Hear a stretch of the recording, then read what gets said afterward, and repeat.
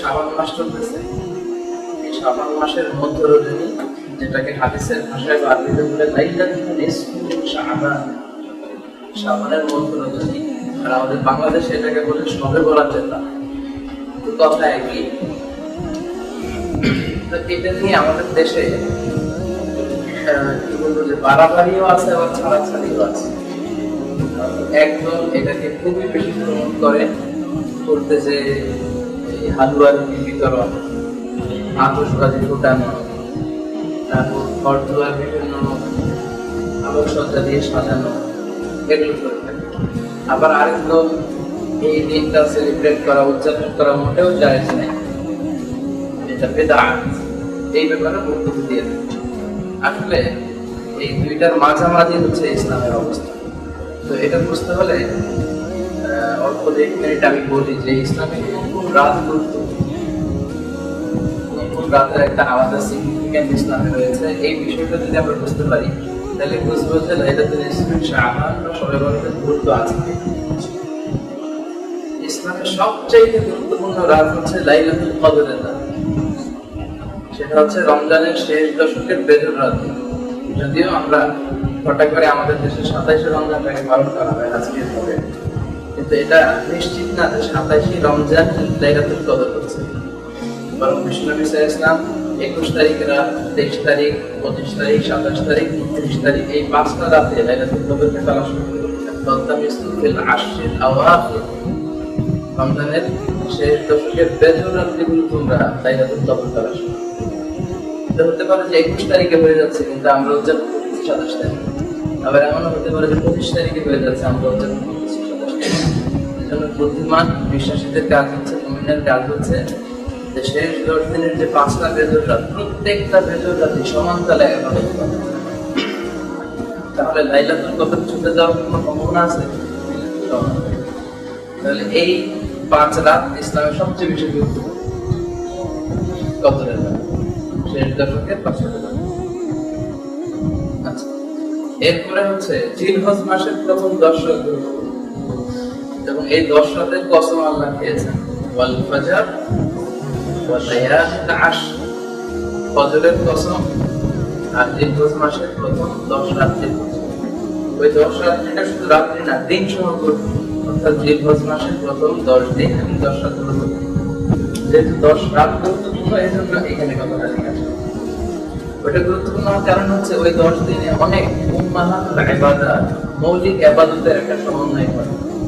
আমরা নামাজ তো পড়ি, তারপর আমরা আরাফাত দিনে রোজা রাখি, হাজী সাহেবেরা কুরবানি করে, তারা তাওয়াফ করে, তারা অনেক গুরুত্বপূর্ণ কাজগুলো করে। এই 10 দিনে মৌলিক ইবাদতের সন্নিবেশ ঘটেছে, অন্য কোনো দিনে ঘটে না। এই জন্য এই 10টা রাত বলতেছিলাম যে জিলহজ মাসের প্রথম 10 রাত গুরুত্বপূর্ণ। তাহলে একটা পেলাম কদরের রাত গুরুত্বপূর্ণ, আর একটা পেলাম জিলহজ মাসের প্রথম 10 রাত। এরপরে জুমার রাত এটা গুরুত্বপূর্ণ, বৃহস্পতিবার দিবাগত রাত। সাধারণত জুমার রাত্রির ব্যাপারে আমাদের কোনো খেয়াল থাকে, কিন্তু বৃহস্পতিবার দিবাগত রাত এটা গুরুত্বপূর্ণ। এর রাত্রিতে তিনটা গেল। 4 নম্বরে ঈদের 2 রাত গুরুত্বপূর্ণ। ঈদের রাত হচ্ছে সারাদিন ঈদ কাটানোর পরে যে রাতটা, ওইটা ঈদের রাত, ওইটা ঈদের পরের দিনের রাত, আর ঈদের রাত আসে আগে, অর্থাৎ 4 রাত। আমাদের দেশে 4 রাত বলে না, এই 4 রাতটা ইবাদতের জন্য খুবই মুখ্যম একটা সময়। বিশ্বনবী, সাহাবা এবং তাবেঈদের অভ্যাস ছিল এই 2 রাতে তারা আল্লাহর কাছে ক্ষমা চাইতেন। রমজান শেষে 30 দিনের রোজা আল্লাহর কাছে কবুল হলো কিনা কারো কাছে কোনো গ্যারান্টি নেই, আল্লাহর কাছে কাঁদতেন। এই 10 জিলহজের প্রথম 10 দিনের ইবাদত কবুল হলো কিনা, হজ কবুল হলো কিনা, এটা ঈদুল আজহার রাতে তারা কাঁদতেন। তাহলে 4টা রাত, কদরের রাত, জিলহজ মাসের রাত হলো, জুমার রাত, তারপর ঈদের রাত। এরপরে হচ্ছে এই লাইলাতুল নিসফি মিন শাবান, শাবান মাসের মধ্য রজনীর এই রাতটা, যেটা বাংলাদেশে বলে শবে বরাত। সমস্যা হচ্ছে আমাদের দেশে সবচেয়ে বেশি উৎসব মুখর পরিবেশে পালন করা হয় কোন রাত বলেন তো? শবে বরাত। আমরা সবাই তাই জানার তো শবে বরাতে যেই জাঁকজমকপূর্ণ একটা ইমেজ নিয়ে পালন করা হয়, ঘরে ঘরে হালুয়ারি রুটি বিতরণের বিষয়টা, অনেক বেশি আবাদত করা। আবাদত করতে সমস্যা নাই, কিন্তু বিষয়টা হচ্ছে ইসলাম যে রাতকে বেশি গুরুত্বপূর্ণ বলে আমাদেরকে জানিয়েছে, আমাদের তো ওই রাতটাকেই সবচেয়ে গুরুত্বপূর্ণ হিসেবে নিতে হবে, এবং যেই রাতগুলোকে অপেক্ষাকৃত কম গুরুত্বপূর্ণ হিসেবে আইডেন্টিফাই করা হয়েছে, ওই রাতগুলোকে ওই পরিমাণ গুরুত্ব দিয়ে আমাদেরকে উদযাপন করতে হবে। লাইলাতুল নিসফ মিন শাবান বা শবে বরাতের ব্যাপারে দয়ীফ হাদিসের অভাব নেই, পুরোপুরি ওগুলো বলতে গেলে অনেক সময় লাগে। সহিহ হাদিস আছে, যেটা হাদিস শাস্ত্রের বিশারদ নাসিরউদ্দিন আল আলবানী, উনি ওনার হাদিসের যে ভলিউম কালেকশন সিলসিলাতুল আহাদিস as-সাহিহা, এর মধ্যে উনি সহিহ বলেছেন, একটা হাদিসকে আর একটা হাদিসকে হাসান বলেছেন। আমরা জানি যে সহিহ হাদিস আর হাসান হাদিস, এই দুইটা হাদিস দিয়ে শরীয়তের রুলিং বা কোডিং করা যায়, আহকাম সাব্যস্ত করা যায়, কিন্তু দাঈফ হাদিস দিয়ে করা যায়। হাদিসের অনেক প্রকারভেদ, সেটা হচ্ছে সহিহ, হাসান, তারপরে দাঈফ। তো এই লাইলাতুল নিসফ মিন শাবান বা শবে বরাতের সিগনিফিকেন্সের ব্যাপারে দুই ধরনের হাদিস পাওয়া যায়, সহিহ পাওয়া যায়, হাসান হাদিস পাওয়া যায়। ইন্নাল্লাহা লা ইয়াগফিরু হাযিহি লাইলাতি জামিআ ইবাদিহি ইল্লা মুশরিক আও মুশাহিন আও কাতিলু নাফসিন আও জানি। এরাতে আল্লাহ বান্দাদেরকে গণহারে ক্ষমা করেন, মানে লাইলাতুল নিসফ মিন শাবান বা শবে বরাতের রাতে চার শ্রেণীর লোক ছাড়া। এক হচ্ছে মুশরিক, মুশরিকদেরকে আল্লাহ ক্ষমা করেন। দুই হচ্ছে মুশাহিন, হিংসুক, অন্যের ব্যাপারে যে অন্তরে হিংসা পুষে রাখে। তিন নম্বরে হচ্ছে কাতিলু নাফস, অন্যায়ভাবে কেউ যদি কাউকে হত্যা করে, বিচারিক হত্যা হোক, যদি অন্যায়ভাবে হত্যা হইলে। চার নম্বরে হচ্ছে জানিয়া, ব্যভিচারী বা ব্যভিচারী। এই চার শ্রেণীর লোককে আল্লাহ গুরুত্বপূর্ণ রাতেও ক্ষমা করে, বাকি সবাইকে ক্ষমা। তাহলে একটা সিগনিফিকেন্স পাওয়া গেল এই রাতে। এই হাদিসটা সহিহ। আর একটা হাসান হাদিস আছে, ওখানেও টেক্সটটা একই রকম, এই চারটার জায়গায় শুধু দুইটার কথা আছে, ইল্লা মুশরিক আও মুশাহিন, তাহলে ঘুরে ফিরে কথায়।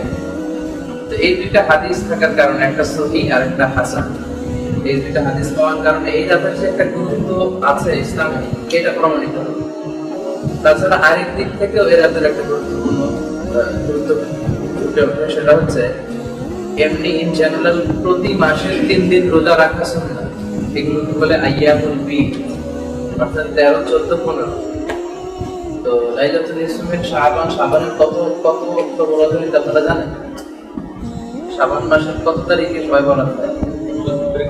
14 তারিখ দিবাগত রাত। তাহলে ওই যে সুন্নাত হাদিসের সাথে মিলে প্রত্যেক মাসের 3 দিন রোজা রাখা সুন্নাত, 13, 14, 15। আবার লাইলাতুল নিসফ মিন শাবান বা শবে বরাতটা পড়ে গেছে 14 তারিখে। সো ওই হাদিসের এটার কারণ কিন্তু এটা সাপোর্টেড হচ্ছে। আর কোন আহকামের ব্যাপারে শরীয়তের কোন হুকুম সাব্যস্ত করার ব্যাপারে যদি কোনো সহিহ হাদিস পাওয়া যায়, সহিহ হাদিস দিয়ে যদি ওটা সাব্যস্ত হয়, তারপরে ঘুরে দাঈফ হাদিস যদি ওটাকে সাপোর্ট করতে চায়, সেগুলোকে নেওয়া যায়। যেমন একটা দাঈফ হাদিস আছে খুবই প্রসিদ্ধ, ওই রাতে মায়েশার ঘরে বিষ্ণুনবী থাকতেন, এট এ টাইমে 9 জন স্ত্রী বেঁচেছে। এই ফ্যাক্টরি করে পালাক্রমে এক দিন এক স্ত্রীর সাথে মায়েশার ঘরে যেদিন ছিল লাইলাতুল নিসফ মিন শাবান, ওই রাতে তিনি বিষ্ণুকে খুঁজে পাচ্ছেন। উনি ভাবলেন অন্য কোনো স্ত্রীর ঘরে গেল, বিষ্ণুনবীর খুঁজতে আরম্ভ করলেন। দেখেন অন্য কোনো স্ত্রীর ঘরের বাইরে বিষ্ণুনবীর জুতা নেই। পরে বাকি আল-আরকাদ, মানে জান্নাতুল বাকি বা মাকবারাতুল বাকি জানতে বলি, ওখানে যেয়ে দেখলেন বিষ্ণুনবী হাত তুলে আল্লাহর কাছে চাইতেছেন। অনেক লম্বা কথা। তখন বিষ্ণুনবী আয়েশাকে বললেন, তুমি কি জানো এই রাতটা কেমন রাত? আয়েশা বললেন, আল্লাহু ওয়া রাসূলুহু আ'লাম, আল্লাহ ওয়া রাসূলুহু জানেন। তারা দিনের সাথে এভাবেই বললেন। তখন বিষ্ণুনবী বললেন যে এই রাতটা এমন রাত, এই রাতে আল্লাহ এত সংখ্যক মানুষকে ক্ষমা করে। ওই সময়ে বনুকাল একটা গোত্র ছিল, যে গোত্রের ছাগল বা মেষের সংখ্যা ছিল অনেক বেশি। বিষ্ণুনবী বললেন, বনুকালের লোকদের কাছে যত পরিমাণ মেষ বা ছাগল আছে, ওই ছাগলের গায়ে যত পরিমাণ পশম আছে, তার চেয়ে বেশি পরিমাণ লোককে আল্লাহ এরা লাভ করে। এরাতের কোনো গুরুত্ব নাই, এই কথাটা ঠিক না। আবার এই রাতটা সবচেয়ে বেশি গুরুত্বের রাত। আবার বলা হয় যে এই রাতের ভাগ্য পরিবর্তন হয়, সারা বছর কি খাবেন কি করবেন এ রাতে লিখে রাখা, এই জন্য বেশি বেশি আলো দিয়ে খাবেন। হারাম তো ভালো জিনিস খাইতে হবে, এই বিষয়গুলোর সাথে ইসলামের কোনো সম্পর্ক নেই। সহিহ হাদিসের আলোকে যে দুইটা হাদিস বললাম শুধু এতটুকুই আছে, এতে করে ফুটে উঠে যে এই রাতে আল্লাহ ক্ষমা করেন। যারা বিরোধিতা করে তারা বলে প্রতিদিনই মাঝ শেষ রাতে আল্লাহ প্রথম আকাশে মনোনিবেশ করেন বান্দাদেরকে ক্ষমা করেন। তারা বলে এটাও ওই দিনের মতো একটা রাত, আলাদাভাবে জেগে থাকার দরকার নেই। বাস্তবতা হচ্ছে প্রতিদিনের কথা থাকলেও এই রাতের কথাটা স্পেশাল ভাবে আরো একটা টেক্সটে পাওয়া যায়। প্রতিদিনের অবস্থা একরকম আর এই রাতের বিষয় যেহেতু আলাদা কিছু টেক্সট পাওয়া যায়, এজন্য ডিনাই করার সুযোগ নেই যে না। এজন্য সবচেয়ে ইনসাফ হচ্ছে মধ্যম পন্থা অবলম্বন করা, মানে মাঝামাঝি থাকা। যতটুকু গুরুত্ব দেওয়া হয়েছে তাতে করে ওই যে রাতগুলো বললাম ওই রাতগুলোর পরে অবস্থানে ধরা যাবে, বা লাইলাতুল কদরের চেয়ে কখনোই এই রাতকে গুরুত্বপূর্ণ মনে করা ঠিক হবে না। ইতিকাদ বা বিশ্বাস এরকম রেখে যদি এরা থেকে আল্লাহর কাছে ক্ষমা যায়, মাফ যায়, এতে কোনো দোষ নেই, বরং এটা প্রশংসনীয়, মাহমুদ। এটা প্রশংসনীয়, আমাদের এটাকে রচনা করব। আজকে মাহমুদ মানে প্রশংসনীয়, আর মাযমুম মানে নিন্দনীয়। এটা মাহমুদ।